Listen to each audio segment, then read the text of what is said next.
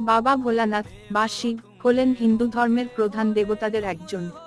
তিনি ত্রিমূর্তির একজন সদস্য, যিনি সৃষ্টিকর্তা ব্রহ্মা এবং পালনকর্তা বিষ্ণুর সাথে ধ্বংসকর্তার ভূমিকা পালন করেন। শিবকে মহাদেব, নীলকণ্ঠ এবং পিনাকপানি নামেও অভিহিত করা হয়। ভোলানাথ শব্দের অর্থ হল সরল মনের অধিকারী। এই নামটি এসেছে শিবের সরলতা এবং তাদের ভক্তদের প্রতি তার অপার ভালোবাসা থেকে। তিনি সহজে খুশি হন এবং তার ভক্তদের প্রতি দয়া প্রদর্শন করেন। শিবের প্রধান প্রতীক হল ত্রিশূল এবং ডমরু। তিনি সাধারণত সাদা ছাই দিয়ে আবৃত অবস্থায় এবং গঙ্গা নদী মাথায় ধারণ করা অবস্থায় চিত্রিত হন। শিবের বিখ্যাত আবাসস্থান হল কৈলাস পর্বত এবং তার স্ত্রী হলেন পার্বতী। শিব তাণ্ডব নৃত্য এবং তার মৃদু রূপ নটরাজ হিসেবেও বিখ্যাত, যা সৃষ্টির, সংরক্ষণ এবং ধ্বংসের প্রতীক।